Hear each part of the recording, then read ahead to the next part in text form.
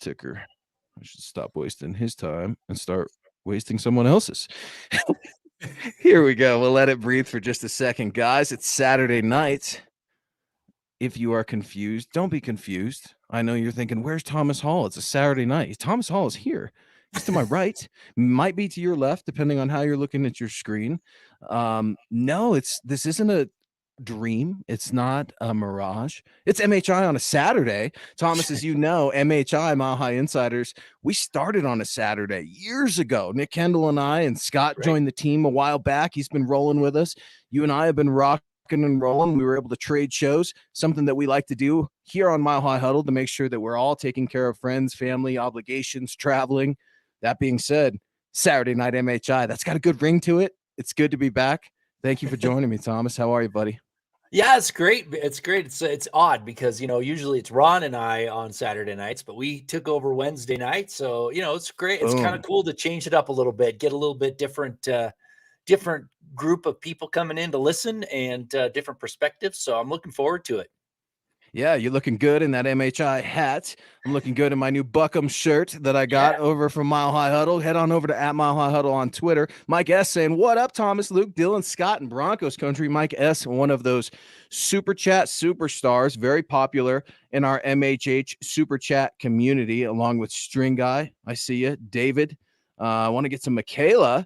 I don't know if you got to see, but Michaela Israel, one of our good friends, she got to make a huge appearance on the Huddle Up pod the other day with Zach and Chad. And anytime those guys are able to have some of our people, our friends, our family on, it's a blast. And Cooper, her son, got to make an appearance as well. Nice. So, yeah, dude, super cool. Yeah, I got to watch it. I haven't yet. I just been too busy to jump back on it, but I'll check it out.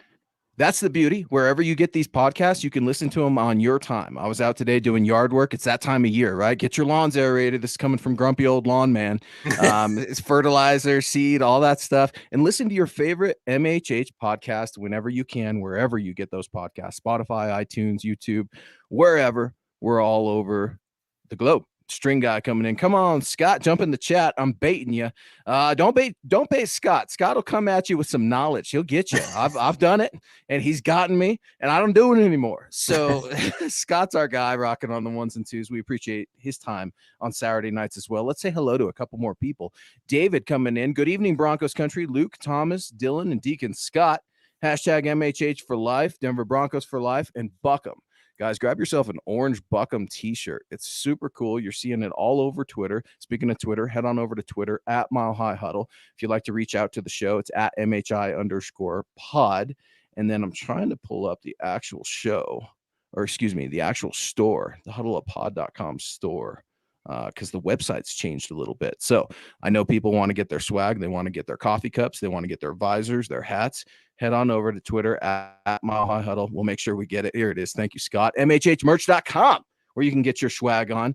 And Thomas and I are going to be talking a little bit about Broncos 2023 win-loss today. I know it's early. I know that free agency is technically still happening.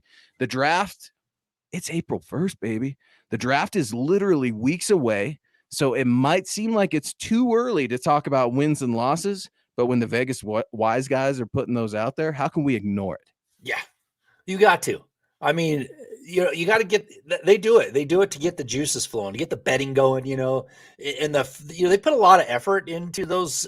For what I understand, a lot of effort into these wins and losses things. They have algorithms and all sorts of stuff. But once the betting starts, then you see it start changing. Like if everybody thinks the Broncos are going to win more, they're going to raise those as soon as the bet starts coming in, they're going to raise those numbers for sure, or vice versa, depending on how it works. So yeah, it's I'm a big. I love playing craps, man. I love going to Vegas and playing craps and stuff. So I love knowing the odds, but it's at this point in the year, it's a bit early for me to really jump on board.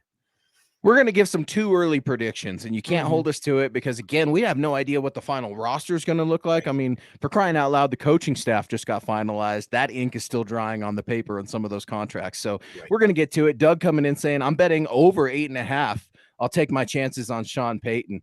Doug, I absolutely love it. Caesars Sportsbook is putting the Denver Broncos over under at 8.5. We're going to get into the schedule a little bit and rock with you guys for the next hour. Phil McLaughlin kicking us off with a wonderful, wonderful donation. Thank you so much. Ron, nice beard.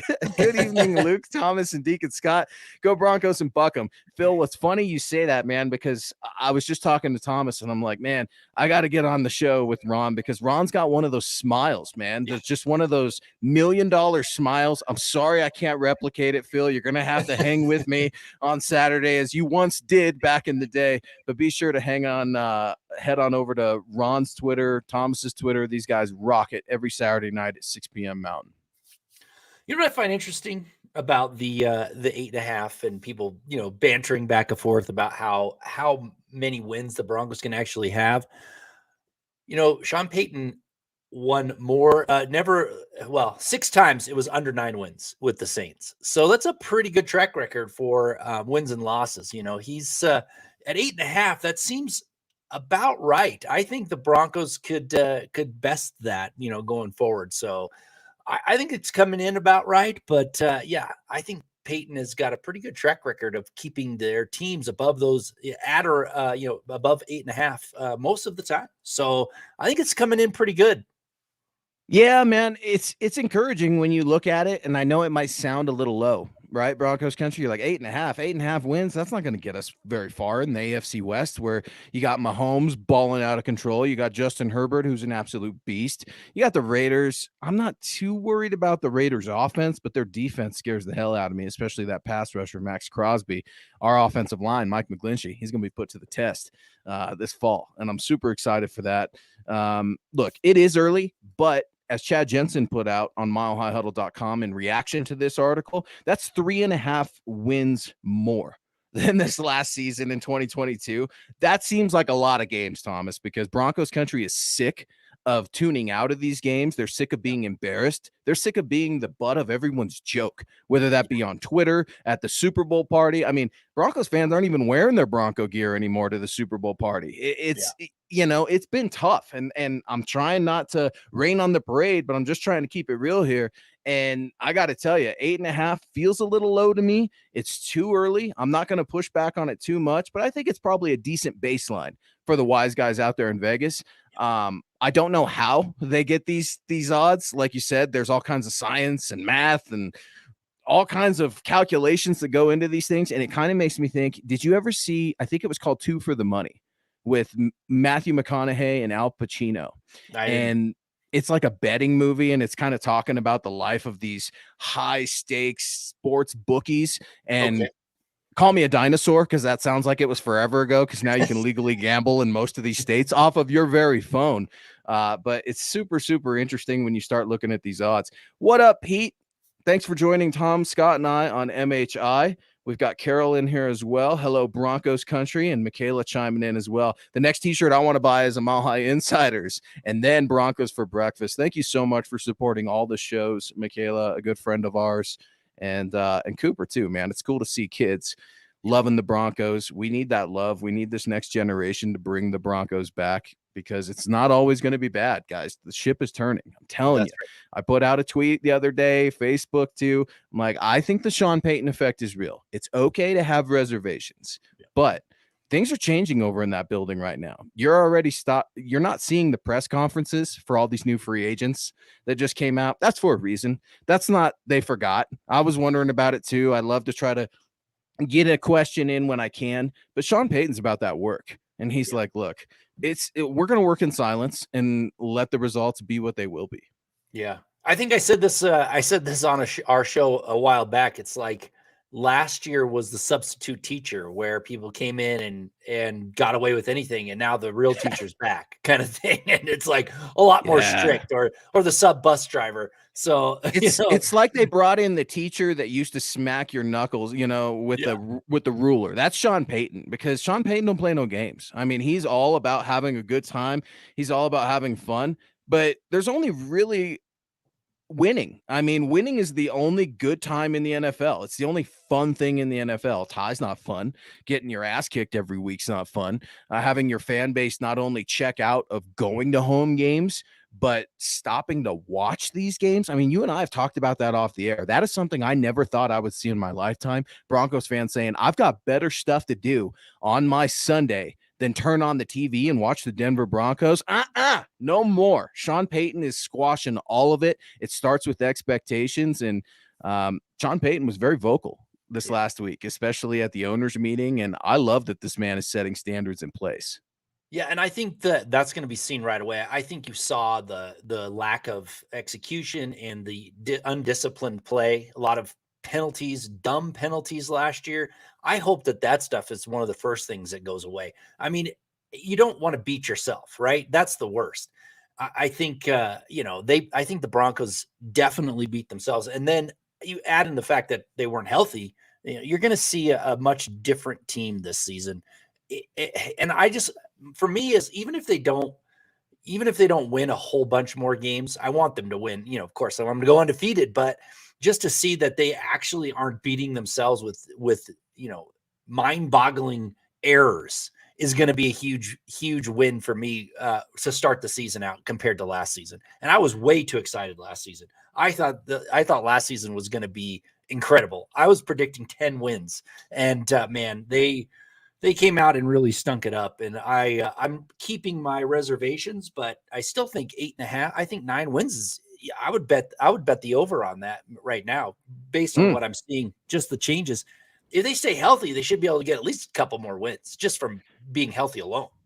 Well, and speaking of healthy, that's one thing that the Walton Penner ownership group of your Denver Broncos heavily invested in was the health, nutrition, and training of this Denver Broncos squad in 2023. They brought in Sean Payton's guy from the New Orleans Saints, a trainer, and then they've hired a bunch of other professionals, not only in rehabilitation and nutrition, in that entire realm of taking care of your body and being able to be that professional athlete that you need to be, not only on Sunday, but every single day. Because Sean Payton, what else did he say about practice? We're going to be doing one-on-ones. We're going to be doing 7-on-7s. And not only that, Broncos country, but you're going to see starters play in every preseason game. At least that's what coach is saying right now. And I'm not going to be a one to call him a liar. Sean Payton says he's going to do something, and he does it. And I absolutely love that philosophy. I get it. Broncos country saying, wait a second, we had all these hamstrings last year, and now we're just going to throw starters out there and throw them to the wolves.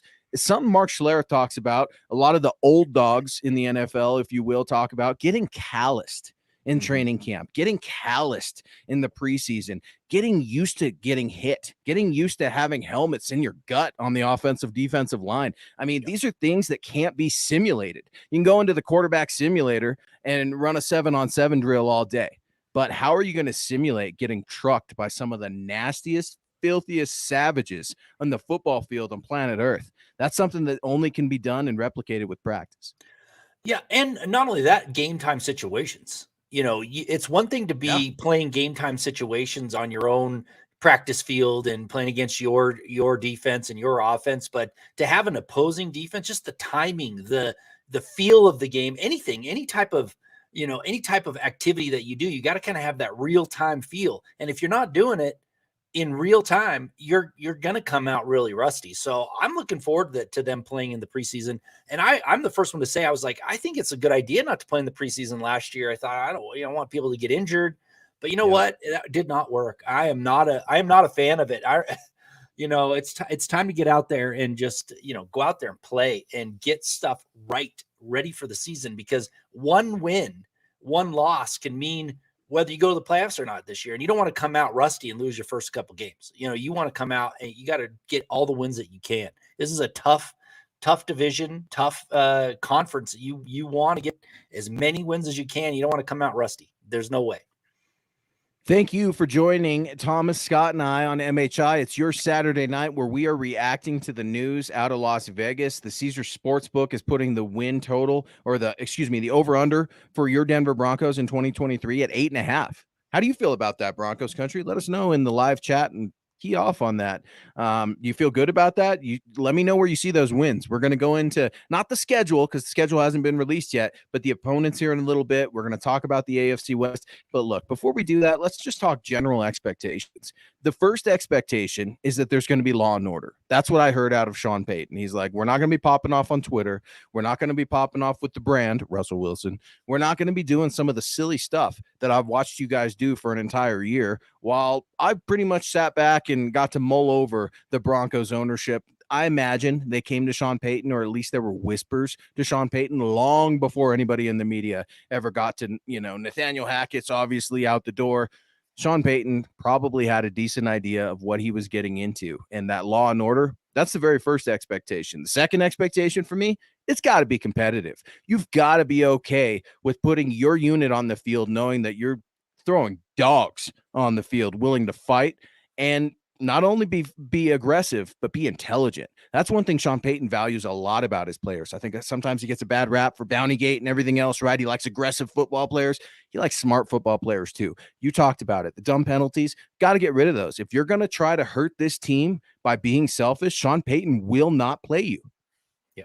Yeah, and that's the first thing.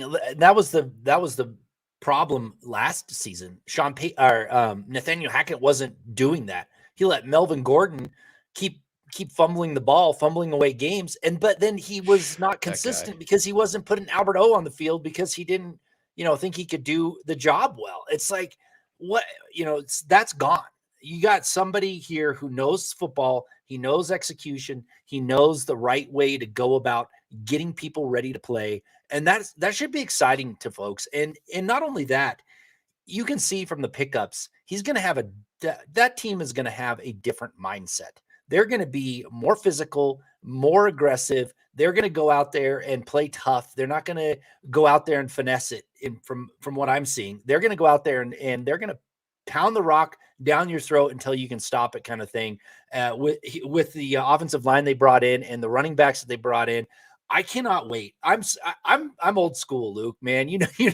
I love the fullback. I love lining up in the I formation and just, running it straight down their throat until they can't, just break their will, kind of thing. And I know it's thunder punch them of the NFL, but there's nothing like it.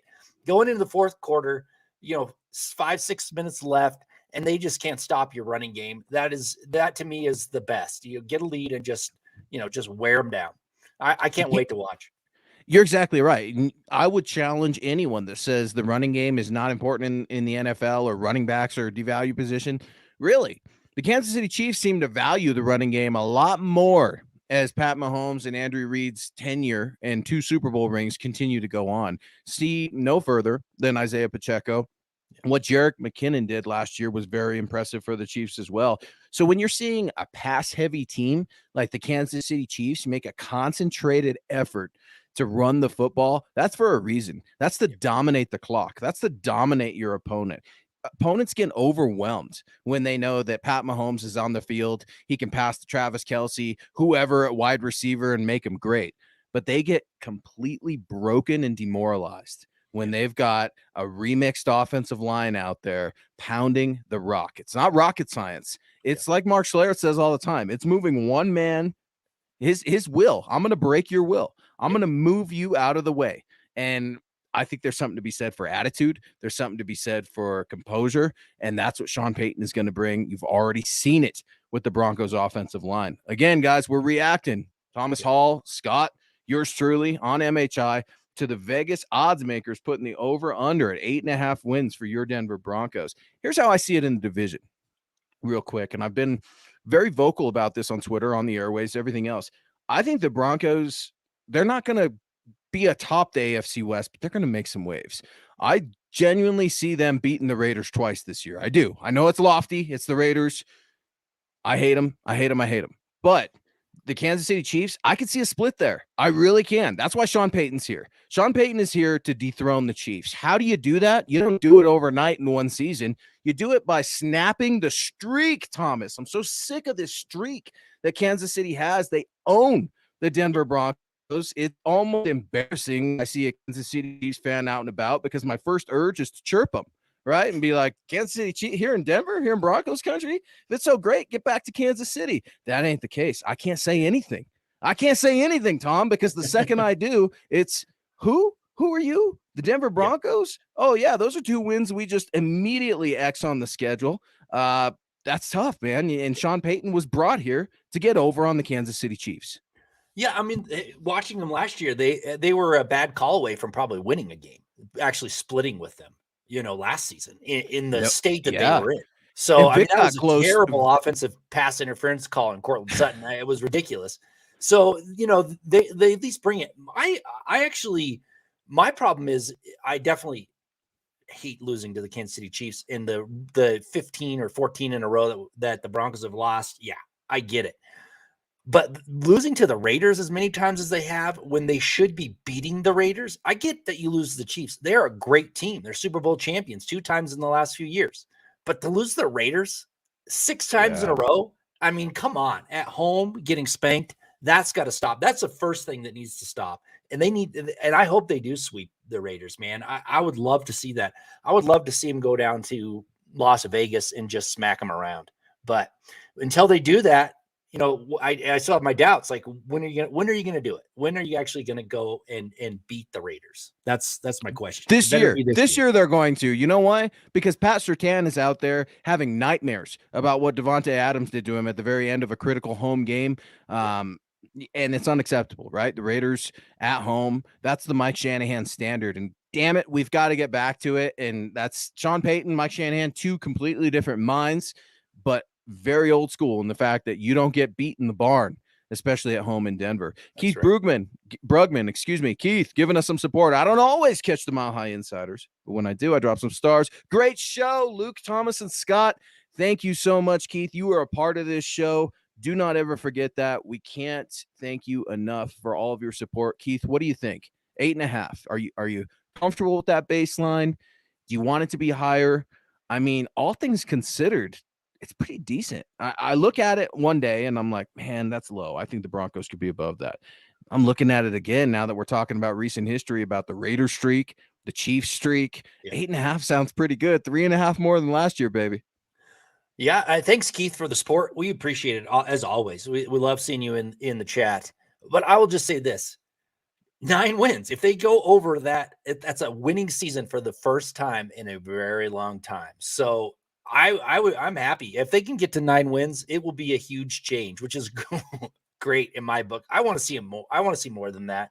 I really want to see them get into the playoffs and make some noise. But if they can actually split with the Chiefs, split with the Chargers, and like you say, beat the Raiders twice, which the Raiders aren't looking too good. Josh McDaniels is doing the same kind of thing he did when he was in Denver and just destroyed that team. And they were awful. They were awful that next season after he burnt it down to the ground. So hopefully that is the case. It's that, then you've got your 3 wins right there in the division, which hasn't happened in a long time. That's the problem with the Broncos in the winning is they haven't been able to win in their own division. They've been able to beat the Chargers, and that's it. Split with the Chargers. So that's going to be the first step. If they can get to 500 in their own division, then they're going to make some noise outside their division because they've got some teams on the schedule that I think are very beatable.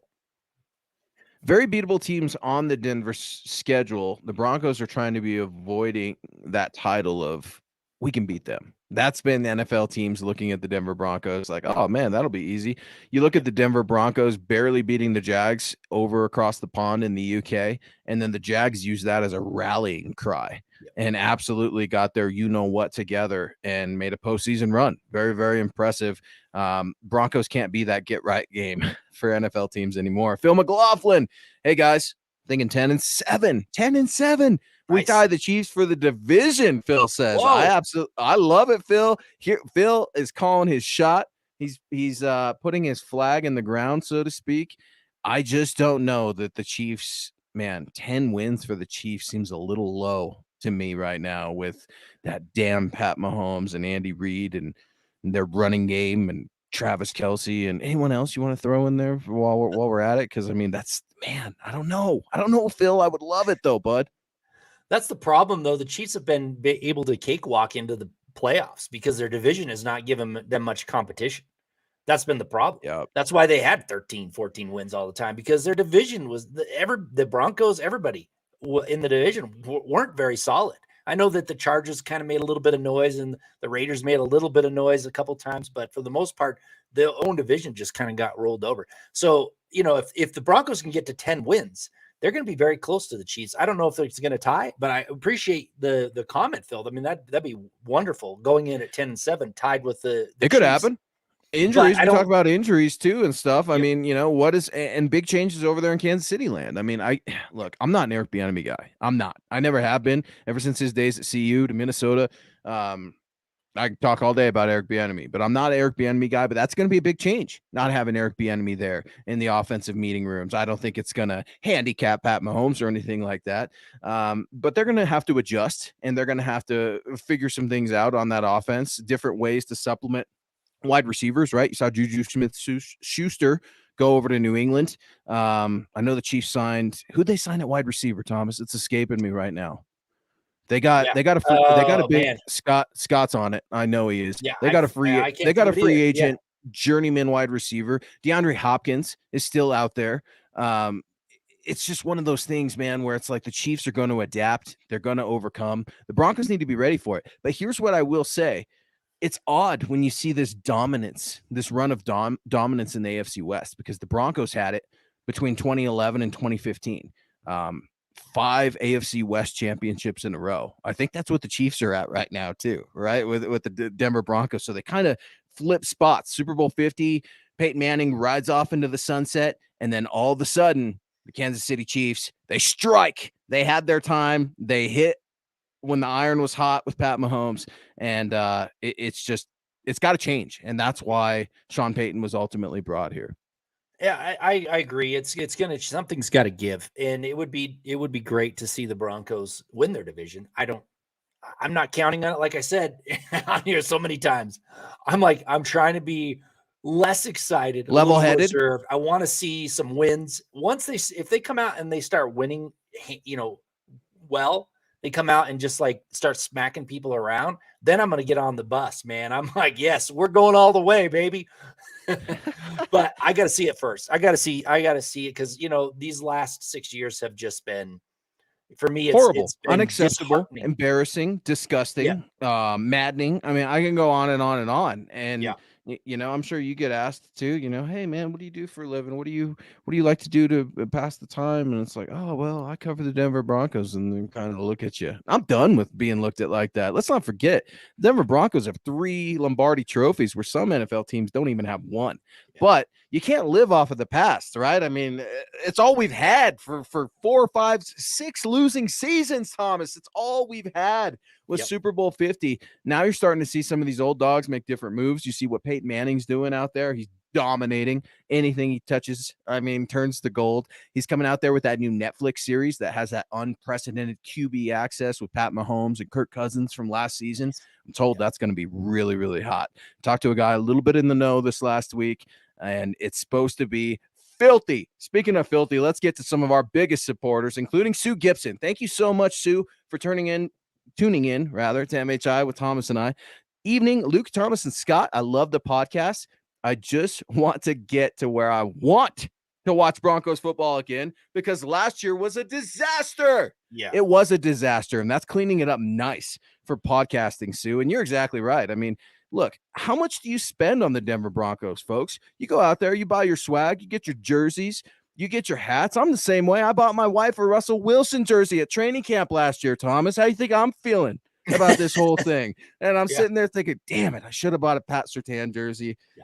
No, look, Russ is looking trim. He's looking good. He's your QB1 for 2023. Make no bones about it. Sean Payton doesn't have a problem going to another guy if that said starter is struggling, and he'll go back to him. Look at what he's done with the Saints. And I'm not talking about Drew Brees. I'm talking about Taysom Hill gets inked to a massive fat contract, and then he goes to Jameis Winston in free agency after a 30 for 30 season, 30 touchdowns, 30 interceptions. Sean Payton's about winning. It doesn't matter how much you're getting paid. It doesn't matter how popular you are on social media or in the locker room. If he doesn't feel that you can get the job done, your ass is going to be on the bench. Sue, right there with you. The Broncos, pride, that needs to come back immediately. And I think that's something that's starting to be built at UC Health Training Center right now. Again, a lot of folks are out there saying, I'm hearing this in the building, I'm hearing that in the building, and then they're wrong after they guarantee it on Twitter. Know what I'm hearing out of that building? Nothing. And it's not because I'm the most plugged in guy in the world. I'm not. But it's because George Payton and Sean Payton have that building on freaking lockdown, and they are working in silence, and I absolutely love it. Wow. DW96734. Yeah, coming in with a great super chat. Man, we appreciate that. Thank you so much. Thank you for the support. I hope you are enjoying this show. I always love talking about wins and losses and trying to figure out what's going to happen. He says, count me in, or she, I don't know who you are. So anyway, count me in as one who will place a bet on the Broncos. We lost 9 games last year by less than a score, 5 of which were 3 points and under. Scheming mismatches, Payton's offense will replace the absolute inept play I saw on that side of the ball last year. That is a great point. DW. I actually looked at the win, close wins and what that means for the next year. And in my mind, it was that those losses could have been wins if somebody had stepped up. If there was somebody who could make an impact, or they didn't make a dumb play, or they executed right. One head thing, coach, just two potential leaders of your freaking team. I mean, you're exactly right, and I don't mean to interrupt you, but for crying out loud, if somebody would have done their job one time, Brandon McManus, do you want to make a field goal? I mean, these are the things that win games, Tom. Yeah, and that's what happened. So if you think about coming in this year with someone who, in my mind, is going to be much better at executing correctly, not making dumb penalties. I mean, being aggressive to the point, but don't go past the point where you do something stupid, right? Thanks, Keith, for coming in. Another star. Appreciate it. We appreciate all your support. But that's the point. Like, though somebody needed to step up last year and they didn't do it. And that was coming from the big top down, right? From the top down. They weren't ready to do it. They weren't ready to make that play. But this year, I think will be ready to make that play in crunch time when it matters most. And I think that starts with health too, because when we saw Randy Gregory when he was healthy, and I was not a big fan of the Randy Gregory signing from the beginning because he just missed so much time. Like, it was a huge cost to bring someone in that's not always there. However, when he did play, you could see the impacts in Seattle. He I think he did 2 strip sacks. They just bounced the wrong way. But those are the players that need to come in. So the healthy starters that can come in and make that play when it matters most is what the Broncos need. And I think that this year, even if you think that the talent isn't quite as good on paper to start the year, I think the mentality is going to make up for that a little bit. And they're going to be there when it matters most. And so they're going to win some of those close games instead of losing like they did last year. So I think you're right. Thank you for that comment. It was a great comment. Yeah, DW, and I want to ask you a question and get back at us on the comment line. We'll give you another shout out, man. Appreciate you so much for all the support. Throwing some money down on that 9 games. I absolutely love it because DW is looking at these games like, look, man, there were some winnable games with a pretty horrible Broncos squad, a pretty horrible Broncos head coach, pretty horrible Broncos quarterback. We're suspecting that those things are going to change. I will go out there and say on the record, Sean Payton has immediately changed the head coaching gig for me.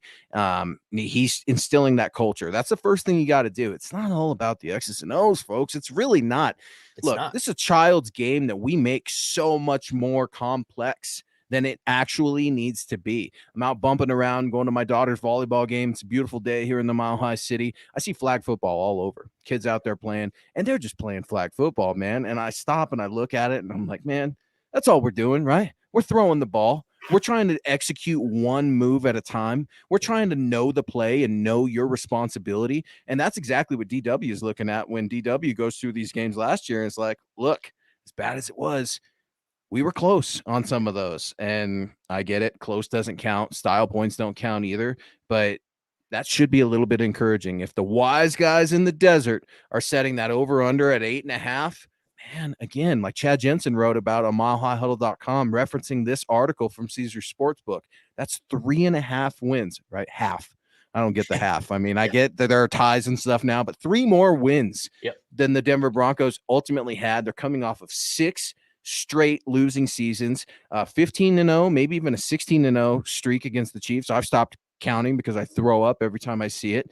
The Raiders, as you mentioned, have been owning the Denver Broncos, something that should be a problem. And one thing I'm super pumped about for Raiders week in general, Tom, is that Sean Payton's going to hate the Raiders. You better believe it. You look at some of those NFC divisional rivalry games, specifically the Tampa Bay Bucks and New Orleans Saints.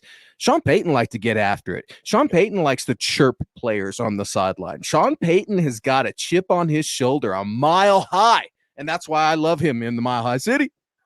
Yeah, I'm looking forward to, and what I'm looking forward to, I hope, is that they bring back the winning ways to the Mile High City. This year, the Broncos have 9 home games, right? Those are 9 home games when the Mile High magic, whatever you want to call it, the Denver Broncos used to be pretty much unbeatable at home under Shanahan back in the day with Dan Reeves, all of it. They were usually above, even when they were bad, they could win at home. This last year, they were beatable anywhere. So that's what I want to see come back, right? I want to see I want to see the Broncos winning at home. If they go and lose on the road, fine. That happens, but be better at home. You've got 9 chances. That's 9. If you can win most of those games, that puts you over 500 right away, right? If you can win, 7 of those 9 games. And that's what needs to come back to the Mile High. They need that Mile High magic back. Yeah, you got to have home field advantage means a lot in the NFL. And if you don't think it does, go back to last season with the whole Damar Hamlin, thank God he's okay, situation and the potential ramifications of playing at a neutral site after that game was stopped. And we're not going to get into all the craziness that happened there. But, I mean, home field advantage is huge, especially when we're talking about the wise guys. And, look, the fans have a huge influence on the temperature, the energy, the tone of a game. And you've been in that stadium. I've been in that stadium. A lot of our friends and family on this very show have been in that stadium, man. And it gives me goosebumps even now, just talking about some of the crazy, cool, never forget moments that the Denver Broncos have had. And you go back to the celebrated fans, to the Barrel Man, what he meant to the Denver Broncos and what, he would get the crowd electric. We got to bring that back, man. And the no-shows are stopping right now. Or people leaving when it went into overtime. That was the worst. People walking out of the stadium. That was the low point for me. Walking out knowing they were going to lose. Not only people, Tom, former Denver Broncos, my guy Big O, friends with Orlando, he's walking out, he's getting chirped, and I'm like, I don't know what to tell you. I mean, overtime, horrible. You probably had an idea, but that never happened in our lifetime, Thomas. I get it. Times are crazier than they've ever been. We're more divisive as a human society on planet Earth than we've ever been. But for the love of God, we have always had Broncos country. We have always had Broncos football. That's coming back to 2023. String guy, my bad. Luke, who would you get to replace Brandon McManus? How about anybody? I'm just done with it, String. I'm done with it. It's not to be personal. I don't know. Does Pat McAfee want to change careers? Does he want to come kick field goals for a little bit? Emergency? Look, here's the fact of the matter for me. Brandon McManus is the last remnant piece of that Super Bowl 50 team, and that does your 2023 team no justice at all. Now, before the show started, I started to think about some previous conversations we've had regarding Draymond Jones, Zach Allen. Is Zach Allen a decent replacement for Draymond Jones? Was letting Draymond go to Seattle the right thing? And at the end of the day, we have got to remember there's a human element in this. And with pride in the front office comes a lot of different egos and actions. And what I mean by that, George Payton, he wants his guys in the building. He doesn't want John Elway's guys in the building. What does George Payton pride himself on? Being a scout of scouts. So I think when you look at some of these older players who have had a long tenure, who have gotten away with some things, I mean, arguing with the head coach, Brandon McManus, Shelby Harris, lunging at Vic Fangio. I mean, I'm like, dude, he's not coming back here. You try to lunge at Sean Payton. Sean Payton probably fight you back. But I digress. My thing is, I think it's time to move on from Brandon McManus, not only from the Twitter aspect to him chirping people and getting after fans at training camp. I just think it's time for a change, and you need to constantly be looking to upgrade the position. You can bring a new punter in that used to be here in Riley Dixon, but we're going to just keep the same old kicker for What reason? What competition has this man had? He's been so comfortable in training camp. It pisses me off, Tom. You've got all these guys out here fighting for their NFL careers, and Brandon McManus thinks it's cute to dress up like a referee. I'm done with that. I get he's the kicker, no big deal, but at the same time, it's a huge deal to me. Yeah. I would like to say one thing that you mentioned that what I find short-sighted, if George Payton is really trying to clean out, somebody that he wasn't, brought in by him, is a little short-sighted. I mean, a good leader of a team or any, business, if they can identify good players, they don't get rid of them just because they were in the old regime. Now, the problem I have with McManus, it isn't the fact that he's on Twitter and he's arguing with some nobody on Twitter or whatever it is. It's the fact that he wasn't consistently making the field goals that he needed to make. And not only that, he actually lobbied at times to kick the long field goals, and he missed. So that's the thing. For me, if you're making those field goals and you're winning games, go ahead and be on Twitter. I don't care. Dress up like a ref. I don't care. My problem is if you're missing the field goals that need to be made, and that's what he's done. And I mean, McManus was a key cog in that Super Bowl win in Super Bowl 50. He absolutely was accurate, long distance field goal, one of the best at the time. But what we saw last year was not what we saw in the past, and it's time to move on. The only problem is, how do you do that? Are you going to draft somebody? You only got 5 picks. You're going to draft a kicker? That is that's a tough one for me. Bringing in somebody, but they have to bring in competition regardless. They've got to bring in competition for McManus. They can't just let him go out there and start kicking without competition. And maybe that'll light a fire under him and he'll somehow get more accurate. I'm not sure. He was 28 for 36 on field goals last year and 25 out of 27 on extra points. And that's what Gary's coming in here. Gary, thank you for joining the show. Thank you for joining the live stream too. Guys, you don't have to agree with our takes. We still want to hear from you. We'll still put it up there. And Gary's putting it up here and speaking some truth. McManus has been solid for many years. Missing the 30 to 40-yard field goals, that's unacceptable. And Gary's exactly right. I mean, 2 things can be true at the same time. I will never take away what Brandon McManus has done for this Denver Broncos football team. But the complacency at place kicker, give me a break. It's not like this man is Jason Elam out here, okay? And we're just going to hang on to him until he hopefully rides into the sunset, which Jason Elam did not do. Jason Elam went to Scott's Atlanta Falcons and kicked for them for a few years as well, had a lot of success. And look, Brandon, if he got cut, released, whatever, he'd be picked up immediately. Don't feel bad for Brandon McManus. I think there is definitely a spot for Brandon McManus in this league. Sometimes changing a setting does a lot for not only a player, but a team too. He's a very big personality. I'm not so sure that I'm cool with that from my kicker, and the kicker saying, look, see this ring right here? Only Super Bowl ring. So I'm the big dog. And it's like, you're the big dog. Okay. I mean, you're Super Bowl champ, respect, but no, it's got to change. I hear you with the Twitter thing. I'm being a little silly. I'm trying to invoke a little bit of a reaction out of you guys. But Sean Payton cares about it. Yeah. He made that very clear in his press conference. And why do you think you haven't been seeing the immature Jerry Jeudy tweets out there? And I know Cortland Sutton a few weeks ago, I just want to go where I'm appreciated. Easy, Cortland. All right. We all say stuff on Twitter, yours truly, all the time, but I probably shouldn't. We're all humans. We all have emotions. Brandon's got those emotions as well. Who knows? Maybe Brandon hears this podcast and chirps me and comes about and has the best year of his life for the Denver Broncos. And I'm about it. I'm about it, man. I want to see it, just like I want to see my guy GLP, Gary Palmer, in the house, 1999 Super. Thank you so much, Gary. Hopefully you're doing well on this first day of April Fools, everybody, right? I mean, this ain't no April Fools. MHI is back on Saturday night for this week. Hey, Luke, Thomas, Scott, and Broncos country. As far as this season, I'm keeping a little bit of optimism, but I think I've got PTSD from last season. Gary, let's leave this up for just a second, Thomas, because this is something that Broncos country is all going through.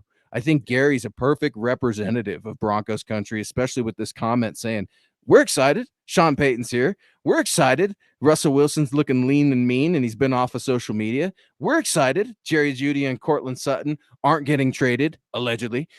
We're excited. There's so many good things. The draft is right around the corner. Just got a boss offensive line and Sir Bennett, and then that big monster Mike McGlinchey on the right tackle. But we've been burned before, Tom. Yeah. We've been burned before with being optimistic. So cautiously optimistic. I mean, how do you think Broncos country as a whole should look at this next season? Because we're talking about 8.5 wins, over, under. Is that accurate? Is it fair? I think we're all okay with it being the baseline, but we're kind of nervous to go too far from there. You're saying 9 wins would be great. I'm right there with you. That would be great.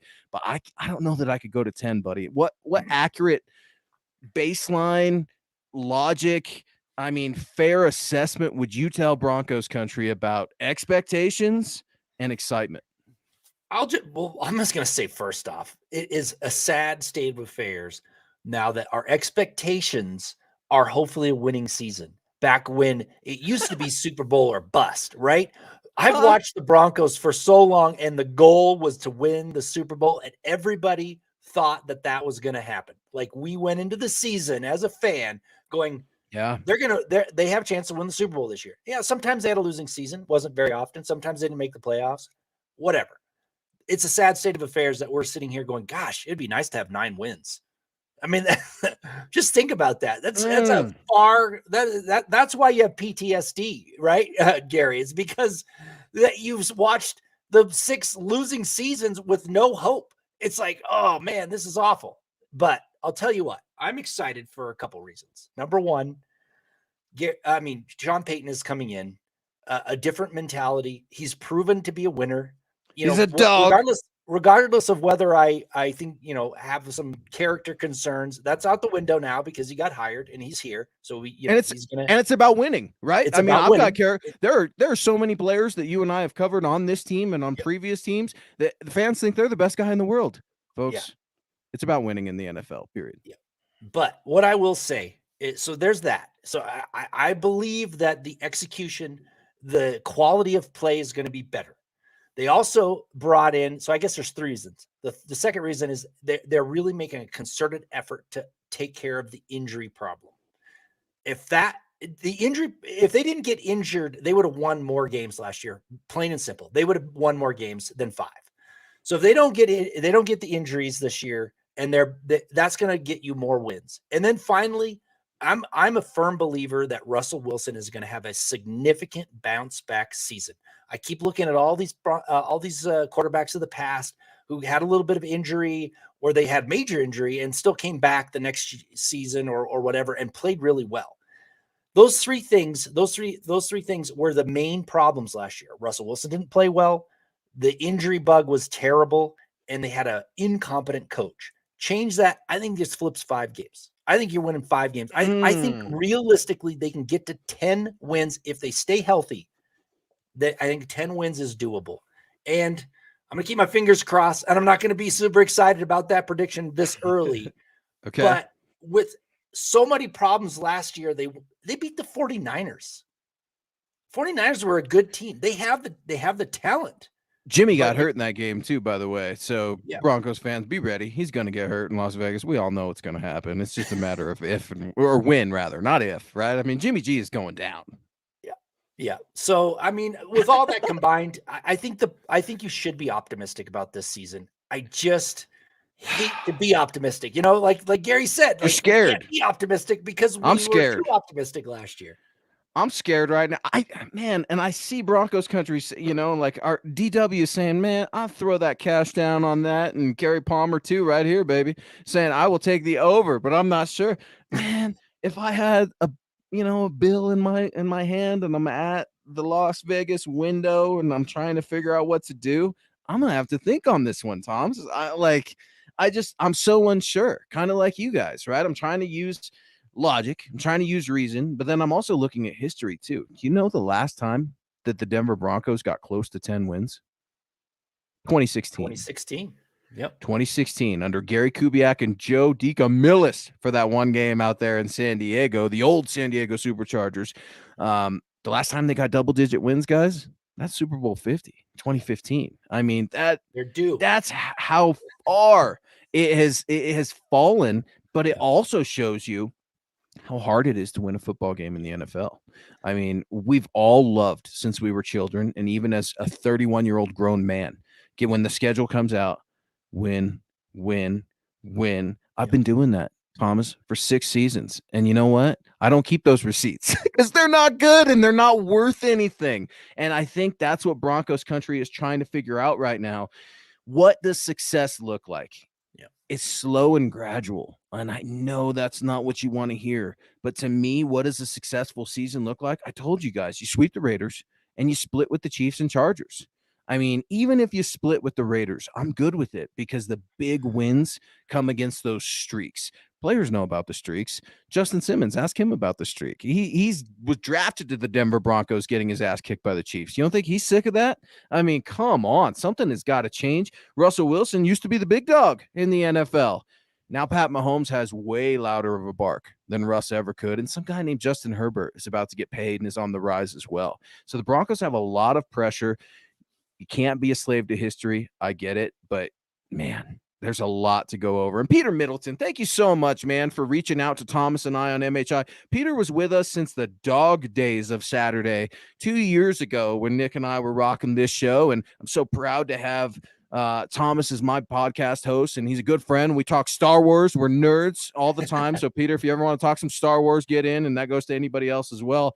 Let's get to Chris. What's up, Broncos country? Getting in late, better than ever. How is everyone? Well, Chris, I'll tell you how I am, buddy. Pretty excited. The NFL draft is right around the corner. Free agency is still going on.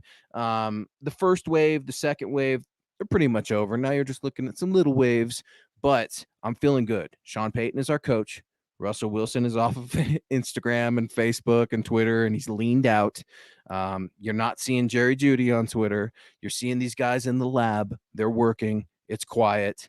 I'm feeling good. I'm feeling confident. I feel like a storm is brewing over there at UC Health Training Center. And when training camp comes around, Thomas, and you and I are out there sweating our keisters off under the mile-high sun, it's going to be because Sean Payton was the catalyst of that storm over there. And I love it. Don't think that just because you don't see the workout videos coming from players, you don't see the workout videos coming from the digital media team, that work isn't being done over there. Sean Payton doesn't like people to know what he's doing, guys. He's very old school. Where did Sean Payton come from? Tom, what coaching tree? Remind Broncos Bill country. Parcells. You think Bill Parcells likes workout videos? You think the Big Tuna is about Twitter and social media? Hell no. He's about working in silence, and I absolutely love it. So I'm feeling good, Chris. How are you, buddy? How are you feeling about that 8.5 win over under? We are reacting to that. We've got about 10 more minutes, and I want to get to your thoughts. Dub coming in here, and I had to get to Dub because Samuel L. Jackson, man, how excited would you be if he came back to the Star Wars franchise? I've heard rumors, probably just like you, right? Especially with Boba Fett and Mandalorian, and Pulp Fiction is my favorite movie of all time. Oh, Thomas. man, I got to disagree with you. Oh, what? I've got the wall the worst that says bad mother movie, man. Are you kidding me? You're going to say Reservoir like Dogs is the stuff. You're going to be like Reservoir Dogs is better, right? Well, Come I just on. never got into. I'm sorry. It's like, to me, it's like one of the most overrated films of all time. I feel bad. What's the matter with you? What is the matter with you, Thomas? Like I love to think Tarantino we were friends movies too. This is getting. I love Django. I love. I loved. What's the Inglourious Bastards? I love Kill Bill. I loved them all, man. I just could not get into Pulp Fiction. I'm sorry, but I do, man. I'm telling you, like, he's in everything. Samuel L. Jackson's in everything. It's awesome. He is. Yeah, I would love, Dub. I would love for him to come back, man, to the Star Wars franchise. You see the fan art too of like Mace Windu all scarred, and you're wondering how he would make his return. Is he going to go after Boba Fett? Is he going to go after the Mandalorian? I digress. We're just a couple of nerds here on MHI. If you have a Star Wars take or shout out, get it in the live stream, and we're probably going to click on it because we're nerds. And if you guys don't, man, I'm all over it. Yeah, and movies too. And if you agree with me that Pulp Fiction is one of the best movies of all time, and Thomas is wrong because he is, and he should be ashamed of himself, let us know over in the comment section. Although I'm getting some pushback. Carol's coming in saying, I agree, Thomas, Pulp Fiction. No. Look, it's long. I get it. But when you sit back and you look at the actual story, and I don't know if you anybody knows why it's called Pulp Fiction and the old pulp magazines and stuff. I've gone super deep into Pulp Fiction. What's in the briefcase? All that kind of stuff. You want to get at me on Twitter at Luke Patterson What's under LP. the Band-Aid? What's under the Band-Aid on the back of Ving Rhames' neck? I know all about that stuff too. Yeah, exactly. The movie. It's bad. I'll watch it again. I'll watch it again, and I'll try it with a different perspective. And maybe next time we come on the show after I watch it, I'll talk about it. But what I will say, we're going to get back to this, back to the schedule here and just talk about it. The Broncos have 9 wins, 9 games at home, and many of them are winnable games on paper. If you think about it, you got Washington Commanders, right? You got Cleveland Browns. You've got the New York Jets. Depending hold on a minute. Hold on a minute with the. I mean, what if Washington gets a new owner and goes in on Lamar Jackson? Yeah, I mean, right now, I'm talking about right now, obviously on paper. All right, but those are 3. The Patriots are definitely a tough team, but it's a winnable game against the Patriots now. They're not that juggernaut they used to be. You got a Packers team coming in that may not have Aaron Rodgers. And then, I mean, the toughest game really on that schedule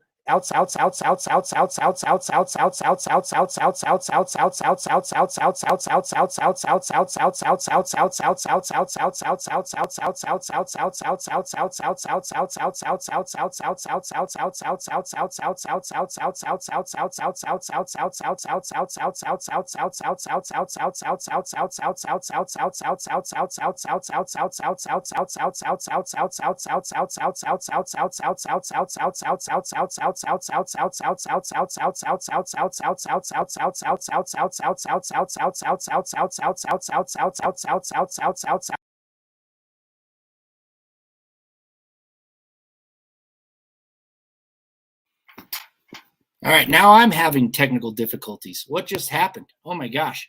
I don't know where I was. I hope you can hear me. I don't know if I'm on my mic or not. I'm having technical difficulties. Yeah, that was crazy. I actually thought it was me, but it's the Pulp Fiction gods coming after you for being such an absolute turd about hating that movie. No, you're exactly right, man. I mean, look, when you look at the actual opponents, you do got to feel good about some of these cats because there are other franchises that are struggling, just like the Denver Broncos, that haven't made those power moves that the Broncos have made. And look, when you've got ownership finally in place, that's when you get some accountability. That's when you get some leadership. That's when you get expectations. And Lawrence, I had to give my guy Lawrence, a good friend of mine, had to give him a shout out because his guy, Philip Lindsay, you see, he's in the XFL, baby.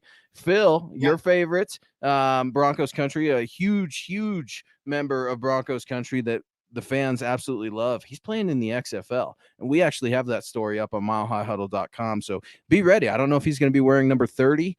Not sure if this is going to springboard him back into the NFL.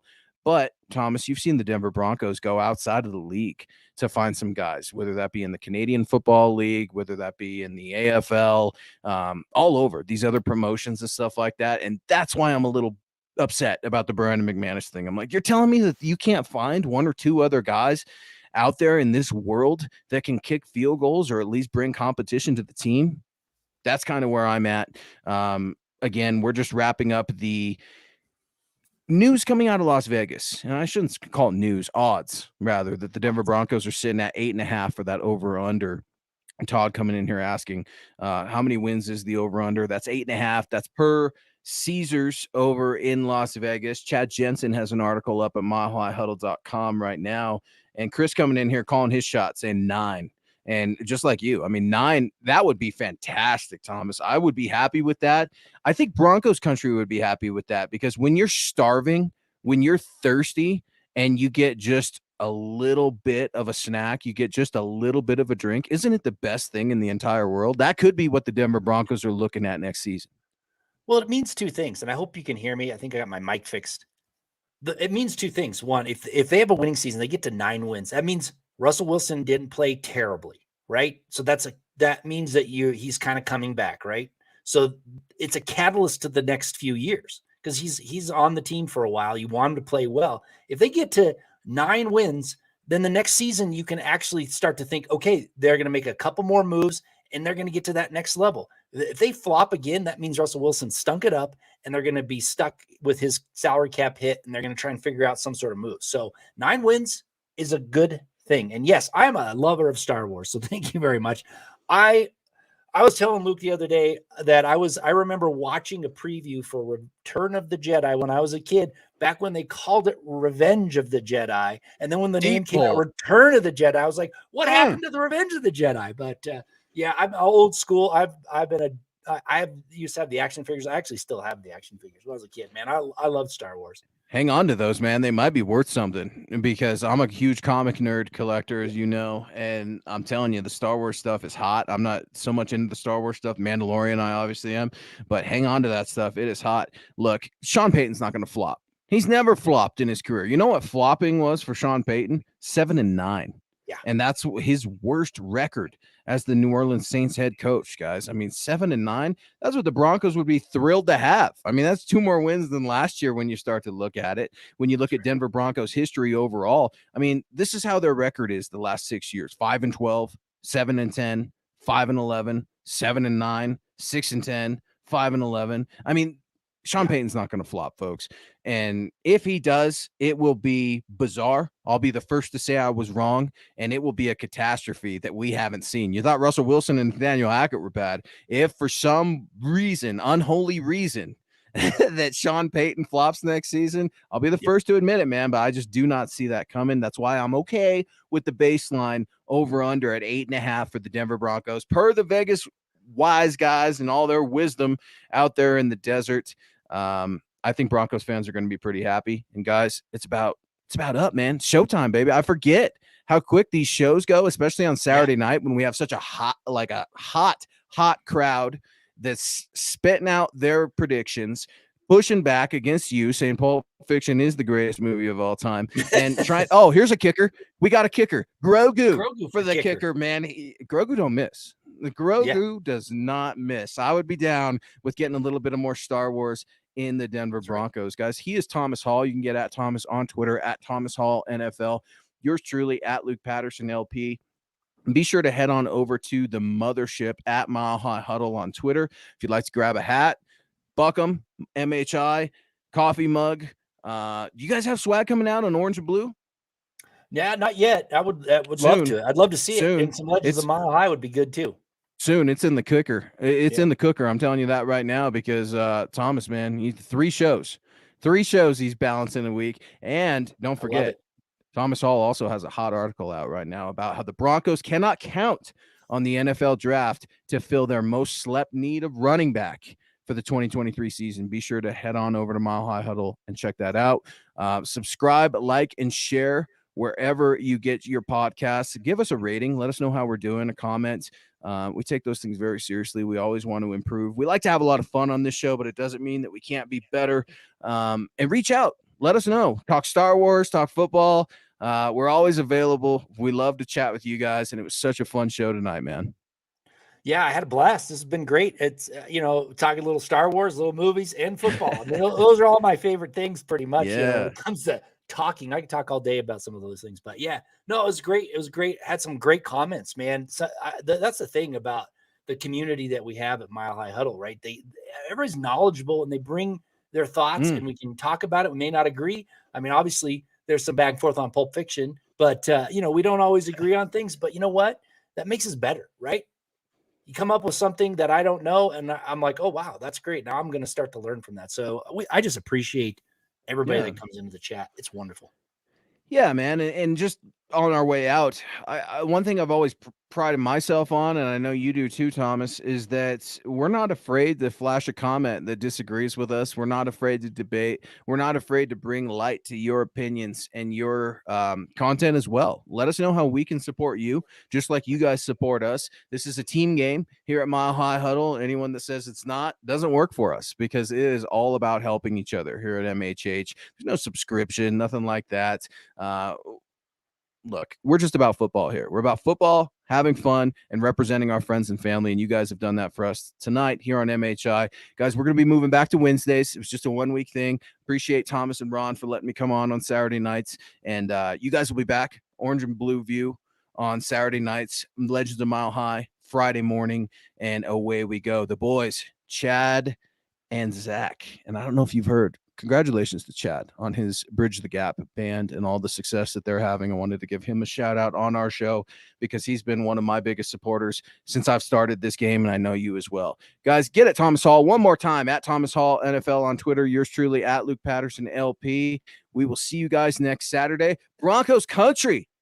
This is the way. This is the way.